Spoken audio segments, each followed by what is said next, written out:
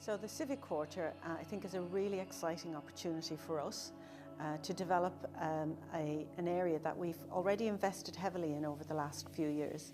And you'll have seen the cricket club, and we hosted the Ashes a few years ago, developed the Point, developed recently the Hilton Hotel on the site.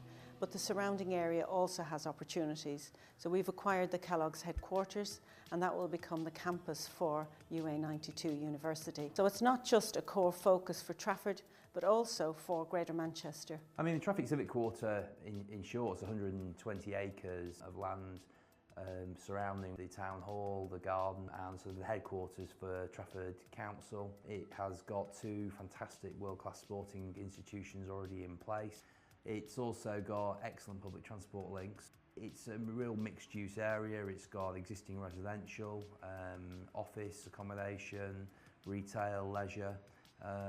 But what it isn't is a place. What we're looking to do is really to work with the existing fabric, but create a better feeling, a better connectivity, better amenity for both the people who come here to work, but the people who live here all the time as well. It's very unusual to get three like-minded landowners, and with Trafford Council and with Bruntwood and ourselves in partnership with UA92, that's exactly what we have, and that's actually what's really exciting.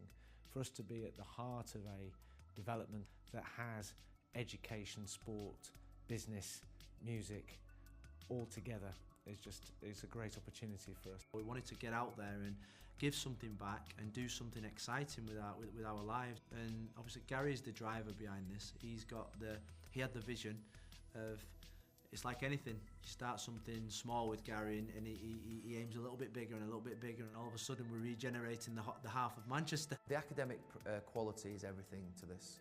You know, when you sort of wash away the class of '92, the football connection, there has to be credibility, and we've got huge credibility with Lancaster University. But that campus isn't just an educational campus environment in the classic sense, and the success will be that we sort of provide uses and amenity for the widest possible demographic in Trafford.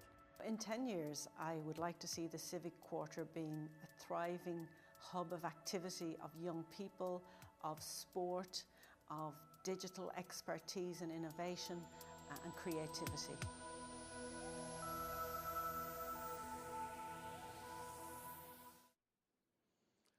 Right. For those of you who don't know me, my name's Hal Bernstein. Unaccustomed as I am at speaking at MIPIM, it's certainly the first occasion that I can actually stand in a presentation and say I've got possibly a conflict of interest because I'm president of Lancashire Cricket Club. This is a great plan, a great project, and I'm absolutely delighted to invite the principal participants. Gary Neville, who needs no introduction. He came here via Stoke on Monday night, so we're very, very pleased to welcome Gary here. Teresa Grant, of course, Chief Executive of Trafford, who's played an absolutely pivotal role in helping to bring this overall concept together. And of course, Chris Oglesby also needs no introduction, Chief Executive at Bruntwood, as well as the Manchester Science Partnerships. And we also have Daniel Gidney here. He's going to join us for questions. Daniel is Chief Executive of Lancashire Cricket Club. So without further ado, I'm going to ask Gary to make an introduction. Yeah. Thank you, Sir Howard. My clothes aren't really appropriate for the weather, but they are appropriate for my football mood. And it was a nice reference to Stoke.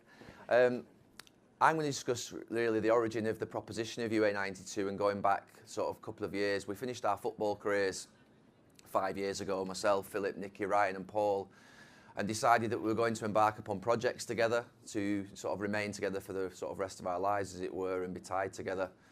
And we felt as though impacting young people was one of the sort of main things that we would want to do in that period. Obviously, being given great opportunity and being, if you like, known for the fact that we were brought through as young players at Manchester United many, many years ago. And it was at a time whereby we were talking around academies and football and coaching and how we saw the future, but also an attitude towards young people that we felt existed around there are no leaders anymore, there are no characters anymore, that they don't make them like they used to. And we were finding that sort of, if you like, transcended not just from sport, but also into business, into education. and started to think about our upbringing at Manchester United, that we were obviously taught football, that's a given, that's why you go to the football club, but it was more than that. We were actually taught about work ethic, attitude, character, belief, confidence, and we were coached actually to become better at those things. And we started to think about the sort of conventional academic proposition and think about how the academic element of it is very much at the core, with almost those other bits around the edge, and actually flipping it and thinking, really, it's a given that you go to university for the certificate, you go to your lessons, you actually are going to get that certificate at the end, you're going to become qualified. But actually we should put character and coaching character at the very core of this university, of this education. And we set about on a journey of, as Philip said there, a very small journey, just initial feasibility, thinking about how we could get this away. And sometimes you hit a brick wall and sometimes you knock on doors and they open. And we continue to meet with various partners and think about how this could work and whether we could actually make this happen. Where we are today is an incredible success, I have to say, in terms of the fact that the university will open in 2019. We're currently attending UCAS fairs. We've got fantastic partners on board. And I think the thing about this is it is a partnership. We wanted an education, an academic proposition that wasn't designed by academics.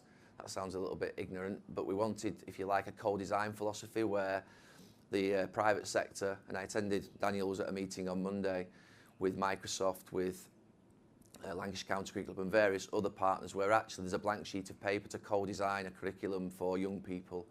And what an opportunity that is. And this wasn't a property, this wasn't about property 2 years ago, it was about people, it was about improving people and making them better and actually achieving the maximum. And when I think now that you move it into property and the opportunity that exists, you think about needing a dynamic space, you think about teaching, self-analysis, peer group analysis, leadership, the characteristics that we want to, it has to be really dynamic, it has to feel very different.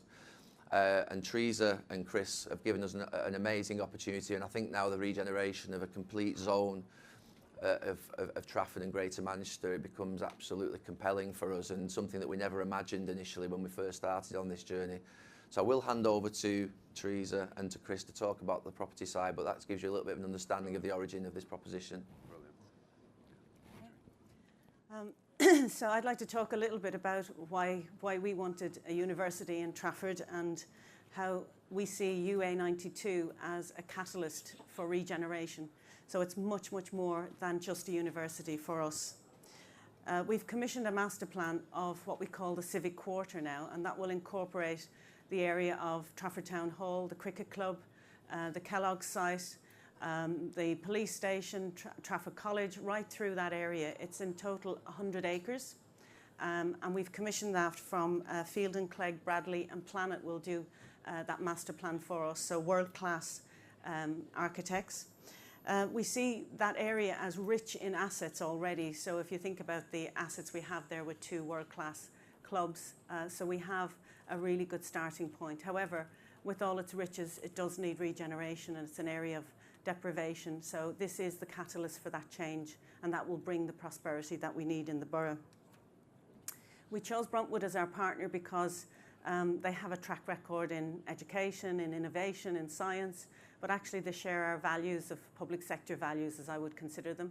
So we believe that we had found a good partner to deliver something that's much more than property based. It really is about place shaping and people. The Kellogg site, or we call it the K site, will be the actual campus itself, and we will have the class of '92 university there, and we'll also have Microsoft located at the Kellogg site. So whilst the university provides a key hook and a key catalyst for regeneration, there's the other side to this, and that's the education side. And that was one of the other things that really attracted us to the project. And I'm the lead chief exec in Greater Manchester for employment and skills. So I'm very aware of the challenges we have around skills in Greater Manchester and our productivity issues. And this university will attract young people who may not normally have considered going to university. So we're hoping that it will be a very different offer. It will complement the other universities in Manchester. It won't compete with them. And it will hopefully address some of the challenges we have through the industrial strategy and the skills agenda for Greater Manchester. So finally, I'd just like to say it's an amazing opportunity. Working with Gary in the class of '92, with Bruntwood, with key partners, it really is a fantastic legacy to put into Trafford. And all I can say is, what's not good about it? Great. Well, thank you, Gary and Teresa.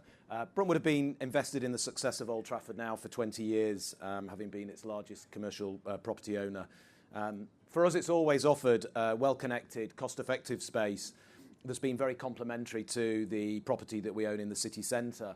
Its weakness, and it has been a weakness, has been this lack of sense of place. It's really just been a collection of office buildings. But in the last couple of years in particular, we've seen the market shifting as Teresa and colleagues in the council have invested in improving the civic quarter. In doing so, you're just starting to get the beginnings of a sense of place forming. At the same time, we've radically reinvented our product there, bringing a city centre proposition to an out-of-town rental, 2 or 3 stops from tram stops from Deansgate. And the result is that we're seeing stronger customer demand now there than we have at any time in the last 20 years. The market dynamic, even before Gary's plans are overlaid, had given us the confidence to be a positive investor again in the location.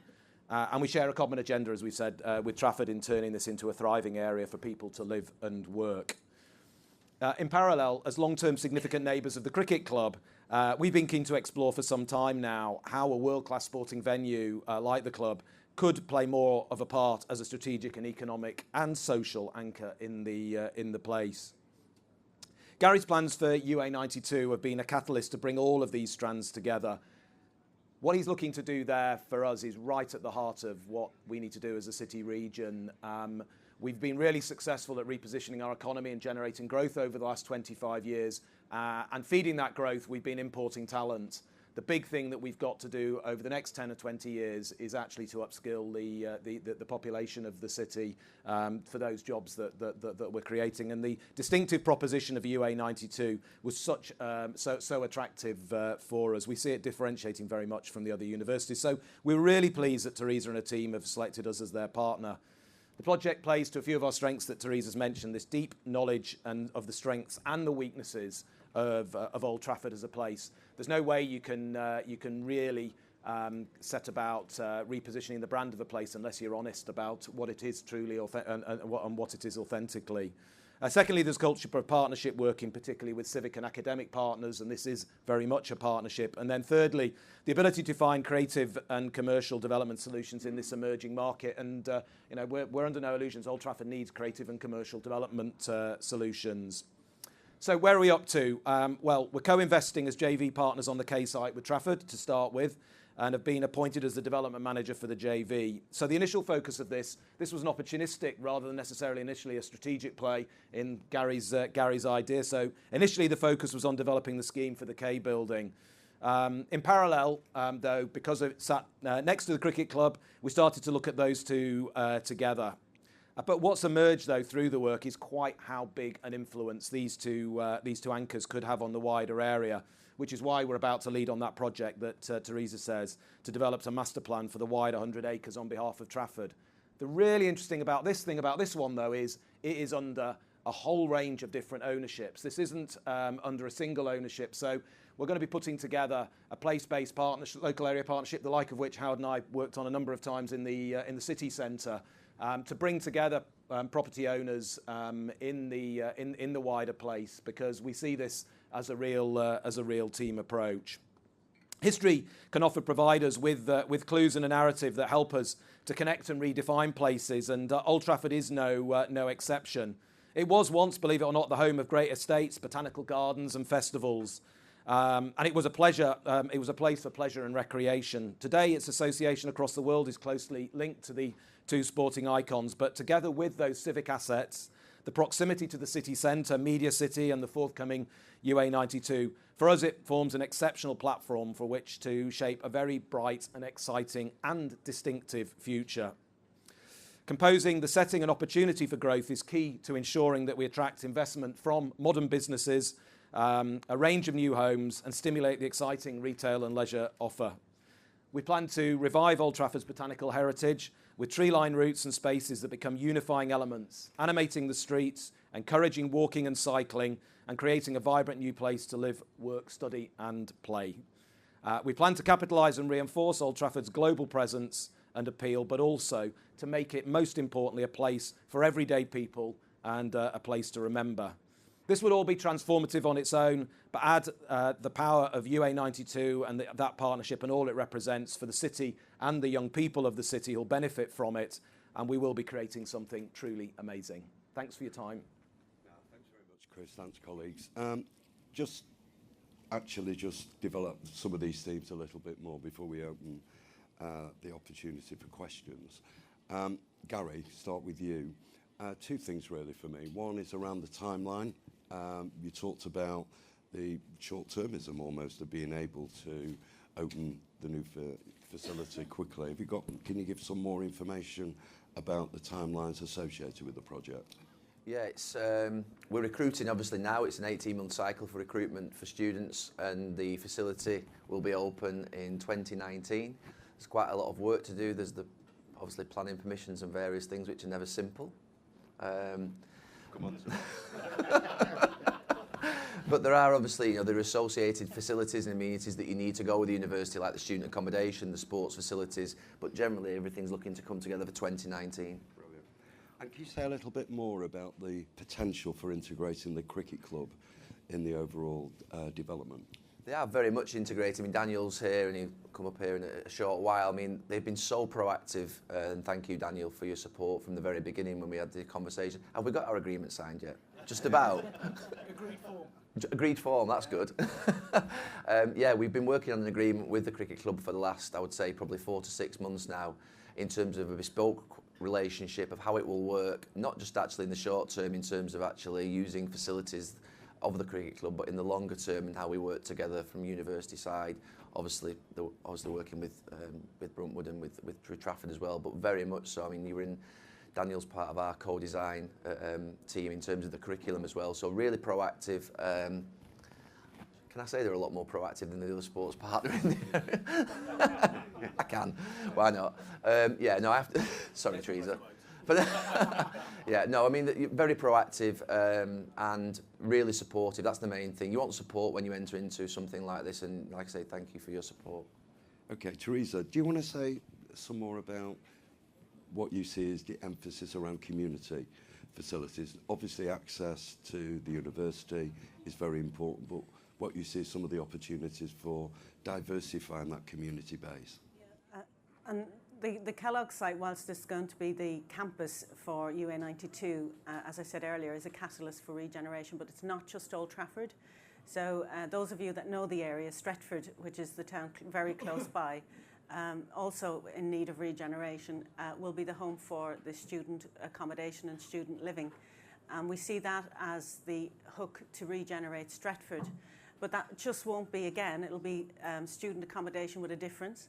And we've done a lot of consultation with the community there, and that will be a mix of key workers as well as student accommodation, so that we have a fair, balanced mix within the community, and we create and intend to create a completely new community there with access opening up to the canal, new green spaces, and we've already started work on the public realm in that area.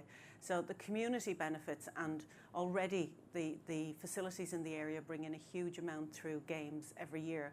But this is something that will be all year. It will make a difference to the community on a permanent basis, and not just during football or cricket season. And can I just say, the other sports club in the area are very supportive and are very happy for us to use their brand and to state that they are very supportive and hope to be engaged in the university going forward. Thank you for the correction. Just I wasn't aware. Yeah, I'll add to that as well. No, I won't. Can we just develop the community theme a little more? Because I think most of us have read in the papers that this is not a universally supported or understood scheme, and part of what we have to do, I think, is ensure that the wider benefits, which are clearly visible to certainly me, are actually articulated. There is work going on also around the development or to explore the potential for new community leisure facilities as well. Do you want to just explain a little about that? our master plan is to rebuild a new leisure facility within the site as well. And currently there is a public facility in the area, and this will be publicly accessible but also for the university. So a really exciting opportunity.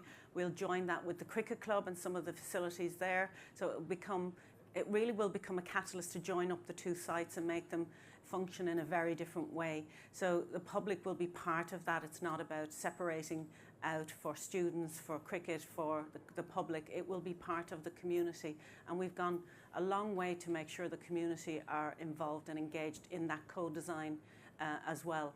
We're also investing in new sports facilities, in playing fields. We're investing about £2.5 million into that. And overall, just the initial investment, which is a public-private investment, is around 170 million into the area. Now, clearly, the other partners, if you think of the 100 acres, we see this as really a lead in, so that other partners will be investing as well. So we started out with a £170 million investment. We expect that to grow substantially as we get through the master plan. And we've had an impact assessment carried out, a community impact assessment. And the number of jobs that this will produce is incredible, really, and sustained jobs. And the impact it can have on a long term on a community that is so in need of regeneration is so worthwhile, and that's why we're investing so much public money into the proposal. Gary, you want to add? Yeah, just on that, I think one of the challenges, I mean, obviously, I personally have had some difficulties in terms of experiences with regards to consultation, engagement and bringing people on the journey with you, and we have some challenges at this moment in time. But we did 5 sessions from, I think it was October through to December, on this whole master plan in terms of campus, student accommodation, Stretford and the sports facilities over a 3-month period where there were hundreds of residents in the room. However, it has spiked up in the last couple of months. I think it's just the sheer weight of information that actually is having to be consumed by residents and by the public on this scheme that's actually making them a little bit guarded. I think it is one of the great challenges of, I suppose, councils, of developers, to actually, how do you bring the residents on that journey with you when you're doing something so big where they do see the benefits, and they do come along with you, and that's something that we're working very hard on at the moment. But the challenges are mainly at this moment not around campus, they're around the sports facilities. But it is one of the great challenges in terms of how you actually create a perfect engagement strategy so that residents do actually come with you all the way. No, that's very helpful. Chris, the emphasis rightly you've placed around the whole innovation agenda, how important is that? Not just, I think to Trafford it's very important, rightly so. How important is that in the context of your business and how you see the growth of your business in the future? Yeah, as I said earlier, we've been on a great ride over the last 25 years in terms of the repositioning of our economy, generating growth. A number of people in the room have been leading on that. But it feels like the next 20 years, it's a very different type of growth that we're aiming for in the city region. Growth that's going to be really increasing the quality of the lives of the citizens here. Higher value growth, good growth. And that's going to be led by those sectors, particularly we see sectors like technology driving the economy. And that isn't just the preserve of the places which we've historically been known to be focused around the universities in Oxford Road Corridor. We see that the Shore as a fantastic magnet and the heartbeat of the city region in that way. But actually, we've got an emerging strategy now around a series of regional hubs. We see in this that actually the wider Greater Manchester has a really important role to play in the development of this progressive economy over the next 20 years. So places like Old Trafford, which are well connected with public transport, have the opportunity for progressive businesses to attract the right kind of people. The reason we've had this polarisation in the city over the last 25 years is because simply about one thing: access to talent. And so what we've got to do is to ensure that these sub-markets, these regional hubs, which are well connected, have a coherent strategy and are able to attract those innovative businesses. And initiatives like this, and there are a number of others around GM, we feel really play to that agenda. And by transforming the brand of the place, by by the way in which people that use that place experience that place, we feel we've got a really, really good opportunity now to attract a completely different type of business. And we've been seeing that in Old Trafford over the last couple of years, a different type of business to those sort of cost-focused corporates that we had attracted there in the past. Just one more from me before I ask Daniel to join us. And you talked about the sponsorship arrangements and leadership arrangements around the university, Gary, which are very clear. It's also a project which I know from wearing other hats is very strongly supported by the university sector generally. Do you just want to elaborate on that? Yeah, we've met with all the Vice-Chancellors of Salford, MMU and Manchester University to go through the project. All been very supportive, and from our point of view, obviously we're embedded as a group into Salford, into Manchester and into Trafford, so from our point of view it's important that we retain those relationships.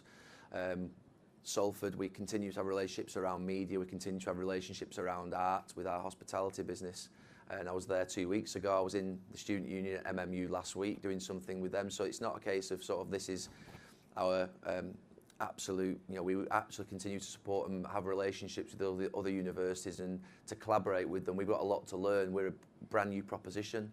They're established, fantastic, wonderfully performing institutions, and we need to make sure that we collaborate well with them and sit alongside them well, and that's something that's been important in the conversations that I've had with the Vice-Chancellors of those three universities.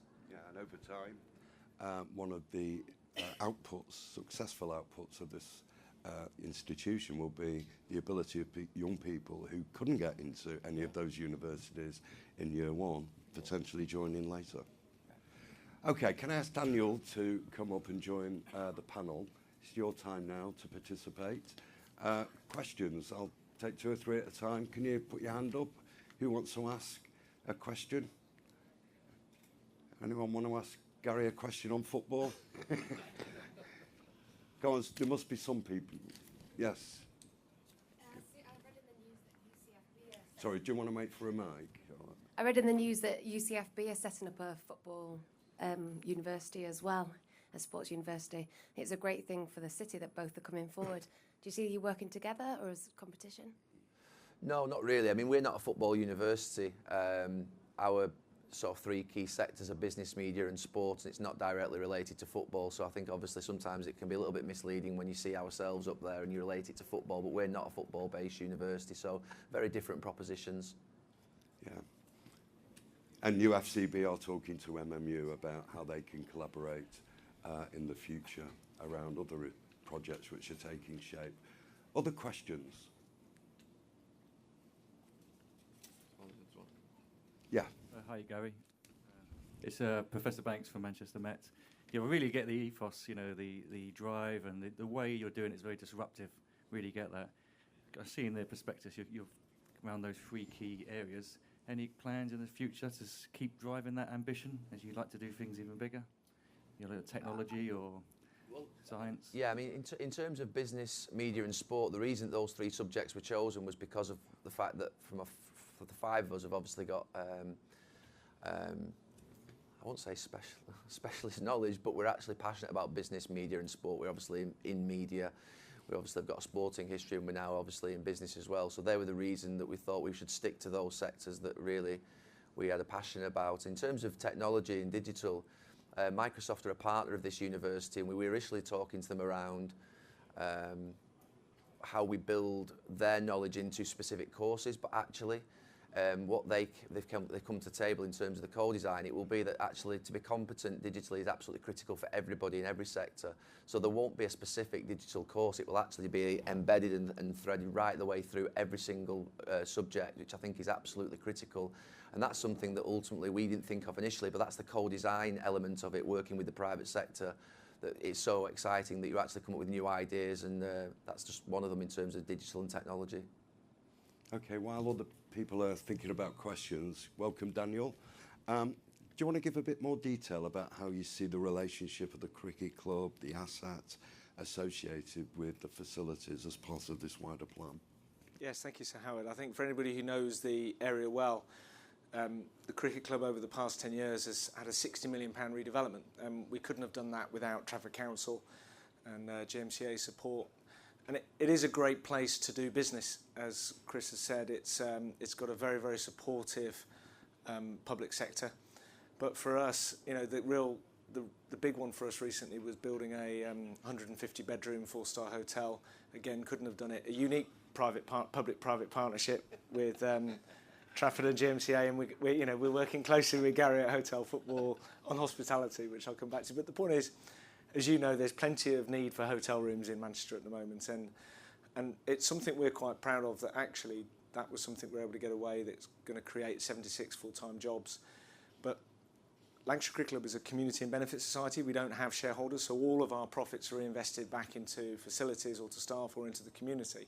And that's something that really makes us, I believe, a good partner for both UA92 and Trafford Council, particularly from that social aspect, is that, and Bruntwood, of course, from a social conscience. But it actually, the real thing that's exciting for me about this is that, I was in the co-design meeting on Monday, and as Uber and Appa have disrupted their markets, believe you me, UA92 will disrupt its market. The traditional university sector has been traditional, that's the point. And, the whole concept of how do you blend vocational skills with academic rigour is very, very challenging. And the team that Gary has with Lancaster University, a top 10 Russell Group university, really, there are going to be some things that are going to make it incredibly exciting, whether you want to do journalism, whether you want to do business studies, whether you want to do sports science. And for us, we're going to work very closely in terms of, if you can imagine over a number of events,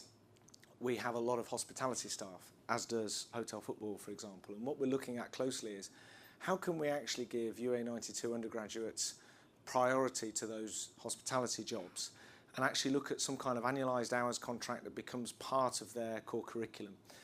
And something like that is I believe in hospitality would be pretty unique. It would be a fantastic benefit for the employers, ourselves and Hotel Football, but it would be fantastic for those students as well.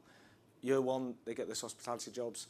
Year two, we look at team leader opportunities based on how they're performing elsewhere within the course curriculum.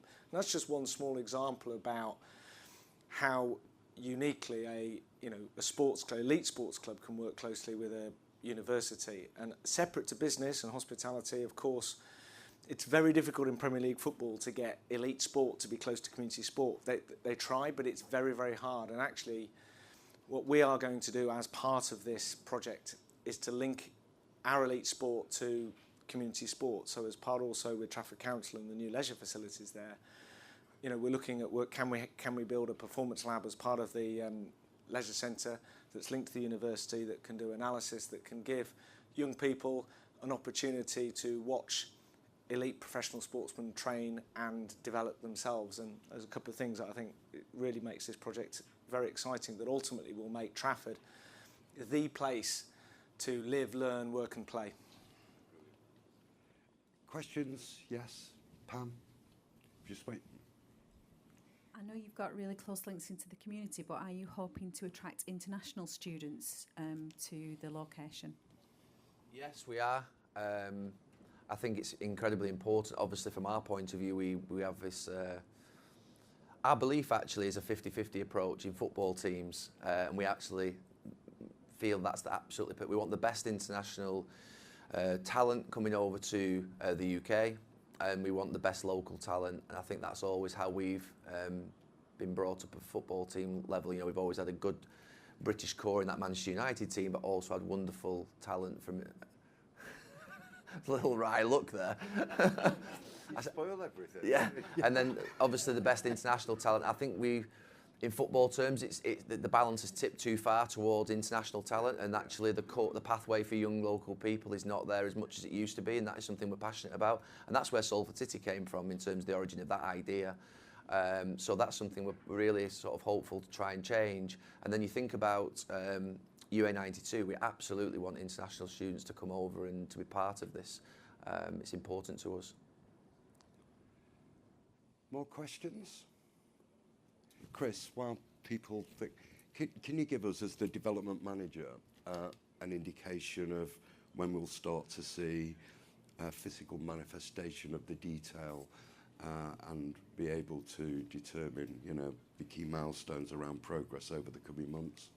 Well, great thing about working with educational institutions, or for those of you that develop student properties, you know that you've got this deadline once a year at the beginning of the curriculum. So we're working to Gary's target of getting him open for September 19, and if we're going to do that, then we need to be cracking on site fairly quickly. So we'll be out with the planning application shortly for the university. As far as the wider master plan's concerned, we're in early stages of that. As I said, this thing started opportunistically with the university, and it's grown since then. So we'll be out talking to wider partners and stakeholders in the master plan very shortly. But the immediate priority is get the anchor developed and open. Just one other thing, coming back to your point earlier about innovation as well, Howard. I think we spend an awful lot of time working on inward investment and trying to attract people into the city and coming up with new ideas of ways. And it's hard work when you're just shooting in the dark. The great thing about things like Gary's project, or for that matter MMU and University of Manchester, these institutions are great magnets for bringing corporates that otherwise wouldn't come to the city. And what Gary, working with Teresa, has managed to do with Microsoft, for instance. I mean, we've been banging on trying to get Microsoft to increase their presence in Manchester for years and never really had a reason. And then now he's got a reason, and guess what Microsoft are taking? Okay, only 10,000 feet initially, but that's a hell of a statement in addition to the space they've taken with us in Neo in town. And we see that's a relationship. And then once you've got them, then you can really get stuck into building and how is it we can do other business with you as an organisation. So we're really looking forward to all of the commercial opportunities that come out of working and collaborating with the university and with Trafford. And we see it as I say, as a magnet not only for talent but a magnet for great businesses as well. Invoice for the agency fees. It's well embedded in the cost plan base and the discounted rent. Any more questions? Yes, two at the back. Hi, Karen. I know you said it's about growing sort of local talent and encouraging local people that this is a good career and learning other things. I think we all know and feel that is a good thing. How are you going to go about that? And are you going to go into schools, or how are you going to encourage that? So as well as international other people coming in, it's benefit to Greater Manchester. Yeah, we've already started to go into schools. Nikki and Paul were yesterday, attended the UCAS fair and met with hundreds of students, and we don't invest into projects. We invest into projects not only with our names, we put our time, we put our money, and it's the same with this project. So we don't just create the idea, and from our point of view, we front it up. So yesterday, Nikki and Paul were there. I'm going to the one in London in a couple of weeks. I visited Stretford High 2 to 3 weeks ago, and we'll continue to spread the word. It's difficult to get to every single school, but we will, as much as we possibly can, get to people directly face to face. It's always the best way, and like I say, it's something we've got now 18 months to do. It's important. And there was one more question at the back.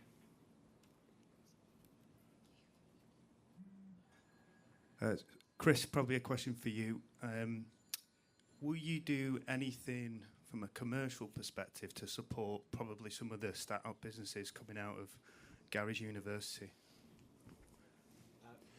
Yeah, I mean, certainly that was a big attractor for us in the first place of getting involved. Sure, we've got 3 big office buildings close by, and clearly we saw it having a positive impact there. But the biggest thing for us is, as we start to look at our business proposition as more than just an asset manager, a developer of property, our business is now all about creating communities and supporting the growth of the businesses within those communities.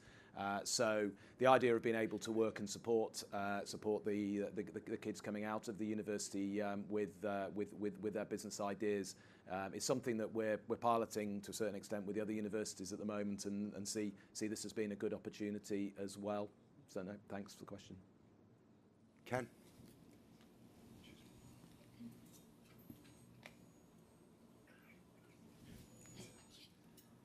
Just developing the community theme. In what way will the courses in the 3 areas that you're developing be complementary to what the other institutions are offering in the city? And secondly, in terms of reaching out to the community, how will the entrance qualifications enable more people to gain access to that curriculum?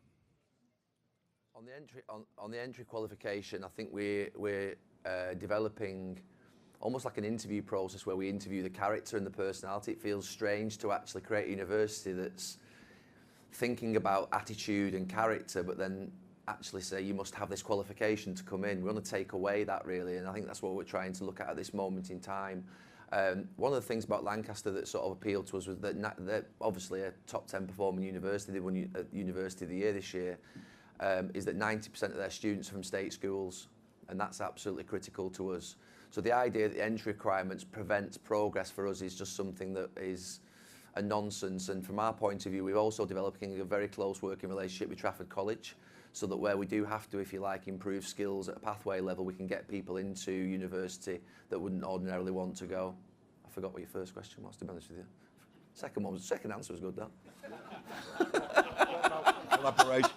What about collaboration with the wider HEI system in Greater Manchester? I think it's absolutely critical that we do, because I think from our point of view, if there are learnings from this, we are piloting different types of learning here. We're not looking for that exclusively. We want it actually to be spread. So if we need to measure success, and that's ultimately key for us in this next 2 to 3 years. We've got a lot of hard work to do on a lot of levels, but if we can prove that this works, this sort of different type of viewpoint, then we're not looking at, if you like, just keeping it to ourselves. We would want to engage with the obviously wider Greater Manchester HE provision and make sure that ultimately as many what we would call UA92 development centres occur in colleges and other schools, all over Greater Manchester. Can I just come in on that as well? Yeah. In terms of what's different about it. The university will be really aligned with business. So Microsoft is an example, and they'll be in place in the university. But the whole curriculum will be business aligned to keep it fresh, to keep it live and keep it relevant. So when young people leave the university, the skills they have are still relevant. And many other businesses are in discussion about partnering as well, equally big household names. So I see it as very much business-driven university with greater opportunities for young people who wouldn't normally access that type of environment. Just to give you an understanding, Microsoft have committed to training 30,000 people over the next 3 years.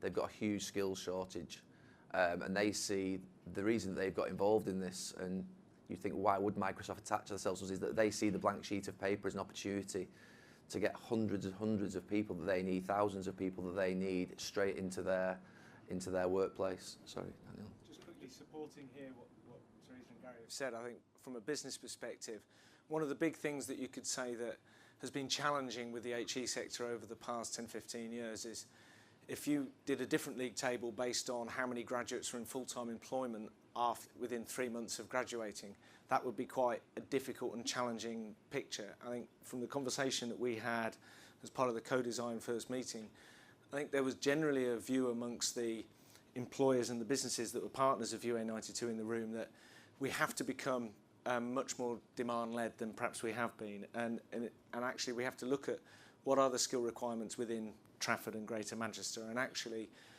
the challenge back to us as partners and sponsors is, how are we going to, as a university, say it's not just your responsibility to get a job when you graduate. We're actually going to be on the hook with you, and it's part of our responsibility to help you get employed. That's something that traditionally is not something a university is prepared to put themselves out there for, but it's something that in terms of the brand development, UA92 are thinking very carefully about.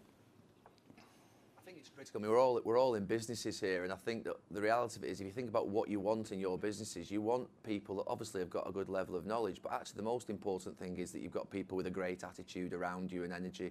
That is what everybody wants. You want to be surrounded by that attitude and work ethic every single day, because it ultimately will drive performance and skill anyway, just as a matter of course. So that's what we're looking to do in terms of, make this academic proposition workplace. We're making, if you like, the private sector. What does the private sector need? That's what they need. Well, let's coach that and let's teach that. You want to come back, Ken? Thanks very much for a very full answer. It's the opportunity for kids who don't perform at school because they don't quite get to maybe 15, 16, realise they've dropped a huge clanger, and then want the opportunity to put that right where it so often goes wrong. And this, I think, is a massive opportunity potentially. And that's why I was just interested in the entrance qualifications. for those kids that didn't quite get it right but genuinely have the potential, there's nowhere for them to go with many of the institutions. Do you think you'll open up your doors to those sorts of individuals? No, absolutely. I think that's what I was trying to make the point before, and where we do need to, if you like, improve the skills of those individuals who, if you like, that wake-up moment comes a little bit too late for them academically, then we have to get them into the that's where Trafford College, I think, will come in and be very important to enable them to get to a point whereby they can. You don't want to. What you want to make sure is when you put people into an environment is that they can survive in there. You can't just throw them in and all of a sudden think what's going on. There is going to need to be that journey of upskilling people to a point whereby they can enter into an academic situation. So we want to make sure. I mean, the absolute perfect world for me would be that this runs from 5 right the way through to 21. That would be the absolute perfection, that they're coached in this way, so they're absolutely ready. And we're already looking to link with Trafford College, but we've even spoken about beneath that, getting into schools to actually make this way of coaching. And as parents, we're coaches as well. You think about the fact that, you know, this idea that they don't make leaders or characters anymore, but we're the ones who take our children to school. We don't let them play out at night. You know, all the things that we used to do as kids that are now no longer happening for the young people. We've created this. So we now need to coach them differently to actually put that resilience into them, rather than just look at them and think, oh, they're soft, they're not as resilient as they used to be when I was growing up. The reality is we've created that, so we need to change, not the actual young people. They're a reflection of us. Well said. Any more questions? Is that one, Shona? Is that, yeah? Sorry, I can't. Hi, if we can cast our mind to 10 years down the road, what do you envisage that your graduates would be employed in? Which sectors? And would you hope or envisage any famous alumni coming out of the university?